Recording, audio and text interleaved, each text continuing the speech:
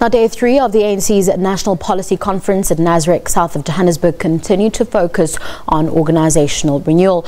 Our reporter, Griselda Lewis, is at Nasrec and joins us now live. Good evening, Griselda. Thanks for joining us. Now, another day of intense discussions.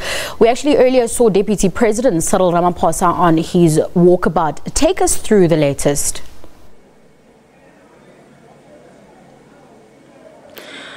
Well, Tabile, just under an hour ago, the Deputy President Cyril Ramaphosa conducted a walkthrough through some of the exhibitions here at Nasrec and took the opportunity to speak to journalists. And without a doubt, he was very frank with us in saying that these past 2 days have really been about dissecting the African National Congress and some of the dire challenges that it is facing. He went on further to say, while those discussions were frank, what was important was that solutions need to be found to the challenges facing the ANC. You'd know that these past 2 days have been set aside to discuss organisational renewal, and from the many press conferences that we have seen, a lot has been said about ANC factionalism and how the ANC over the past couple of years has gone the down route. So what the Deputy President said was that while those frank discussions were taking place, it was to ensure that every single delegate understood the importance of what is at stake here,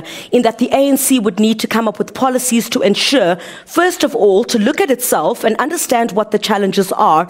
And once those solutions are found, they should be implemented to ensure that the ANC resuscitates itself from the dire situation that it currently finds itself in, the position which the ANC finds itself in. He was quite frank in also saying that the issue that Fikile Mbalula had also mentioned in the press conference earlier on organisational renewal, saying that they're also looking at the possibility of expanding that top 6. That is up for discussion. But the Deputy President didn't really seem to shy away from the fact that the ANC is in a deep crisis, and the only way that solutions are going to be found is at this policy conference. And once that is done, all that perhaps comes from these commissions on how the ANC would be able to regain its strength need to be implemented to ensure that the ANC does take itself forward. One of the other issues as well, which we were expecting, was on the economy as well. South Africa finds itself in a very difficult predicament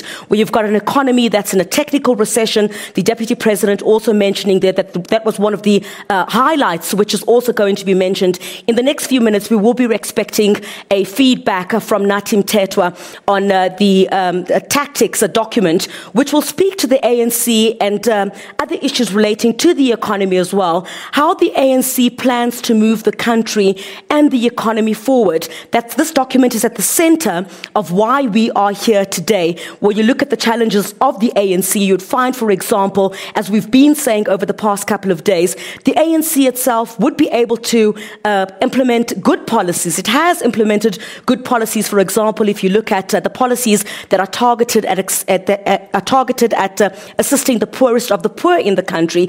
But if you have a weak ANC, it's going to be very difficult to implement those policies if the ANC doesn't regain the strength that it has seen. I think more importantly as well, on that clip that you just ran as well on the motion of no confidence that has now been moved to the 8th of August, one of the issues that really came through as well, Tabile, in the discussions today is how the ANC seems to be very firm on the fact that ANC MPs who do not toe the party line will suffer the consequences. We had a robust discussion, and in fielding some of those questions to Fikile Mbalula earlier, when we asked him, is it not threatening if you find, for example, senior members of the ANC who say to ANC MPs, if you go to Parliament and you vote against President Jacob Zuma, that would basically be political suicide. So he said, no, that is actually the party line which everybody needs to toe, and there will be disciplinary measures that will follow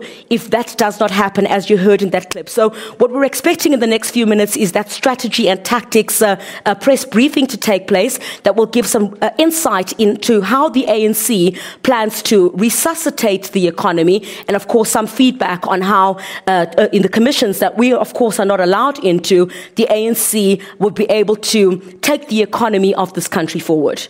Griselda, a lot of talking points there certainly, but we'll have to leave it there for now. We'll be crossing to you a little later in the bulletin. That was our reporter Griselda Lewis joining us live from the ANC's National Policy Conference.